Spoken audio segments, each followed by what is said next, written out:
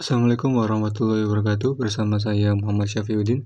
Kali ini saya akan menjelaskan membuat video penjelasan tentang keypad pada fungsi keypad pada osiloskop ini ya, pada alat ini ya. Alat Zoyi ZT703S. Nah, saya akan mulai dari yang pertama, yaitu fungsi dari F1 sampai 4. Fungsi ini mewakili fungsi F1 sampai 4. Tombol F1 sampai 4 ini mewakili fungsi di atasnya ini. Ada move, ada fall time, trigger, dan kursor. Ya, jadi seperti ini ya. Jika kita tekan F1, F2, maka fungsinya akan menekan ini, seperti memperkerjakan move. Yang F3 memperkerjakan trigger, dan F4 memperkerjakan kursor. Nah, karena ini kan bukan touchscreen ya, jadi harus ada tombolnya untuk mewakili ini. Nah, tombol untuk mewakili menu-menu di sini, di 4 ini adalah F1 sampai F4 ini ya. Jadi fungsi tombol F1, F2, F3, F4 adalah untuk mewakili menu 4 ini. Oke, itu sekilas dari tombol 4 itu ya. Sekarang tombol power button. Untuk mematikan, tekan selama 2 detik ya. Seperti ini. Mematikan, tekan selama 2 detik. Kalau tekan sebentar ini nggak bisa. Nah, nggak bisa. Harus menekan selama 2 detik sampai tulisan shutdown dan mati. Untuk menyalakannya, kita tinggal menekan. Nah, sudah seperti ini. Nah, itu untuk tombol power button ya. Dan ini ada tulisan short press enter relative value measurement.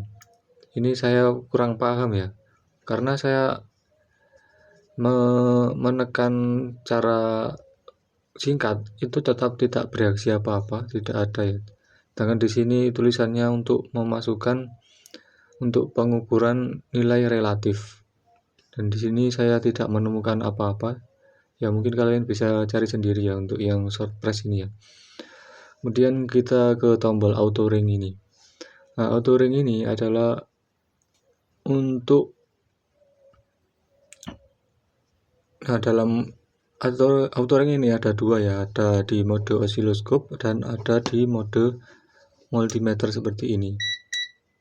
Nah, kita kembali lagi ke mode osiloskop. Dalam mode osiloskop, penekanan pendek dari auto ring ini berfungsi untuk menampilkan gelombang secara otomatis. Jadi ini kan kadang gelombangnya tidak kelihatan seperti gelombang ya. Ini kan masih di lurus gini. Nah, kalau di auto ring ini bisa terlihat gelombang karena memperbesar sendiri. Biasanya kan kalau kita memperbesar kan kita harus mengedit ini time per diff, maksudnya vol per diff dan time per diff-nya, baru ini bisa kelihatan gelombangnya. Nah, kalau menggunakan auto ring ini kita tidak perlu mengedit ini ya, men-setting vol per diff dan time per diff-nya. Itu fungsi auto ring ya. Sedangkan untuk auto ring itu tadi fungsi untuk auto ring di osiloskop ya. Sedangkan untuk fungsi auto ring di menu ini ya, menu auto ring di multimeter ya. Ini berfungsi untuk setting auto, skalanya auto. Kita bisa men-setting skalanya manual seperti ini. Nah, ini skala mega ohm. Kita lagi skalanya ohm. Kita lihat lagi.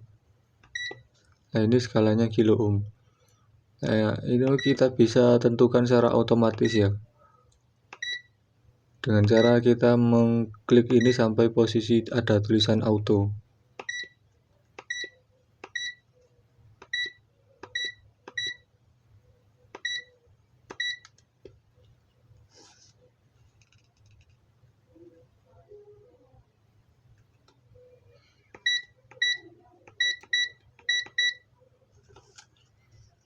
Ya ini ya intinya bisa auto ya. Kemudian kita kembali lagi ke menu osiloskop ya. Kemudian tombol hold shift. Nah, pada osiloskop hold shift itu penekanannya berfungsi sebagai run dan stop. Nah, ini run, ini stop. Ketika run, maka gelombang akan mengukur gelombang ya, alat ini ya. Kalau stop, ini tidak akan mengukur gelombang. Nah, seperti itu kalau di osiloskop. Sedangkan kalau di mode multimeter, hold shift ini berfungsi untuk hold. Nah, ini ada hold dan unhold. Untuk menahan dan tidak menahan kalau di fungsi multimeter. Nah, sekarang kita ke tombol mode ya. Mode itu ini ya. Mode ini berfungsi untuk mengubah mode dari osiloskop ke multimeter seperti yang saya lakukan tadi.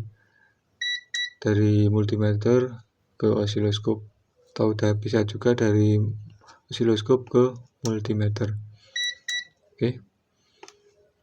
Sekarang tombol panah. Nah, tombol panah ini berfungsi untuk menavigasi, berfungsi untuk memindahkan kursor, berfungsi untuk men-setting. Jadi tombol panah 4 ini berfungsi untuk menavigasi, men-setting, dan memindahkan.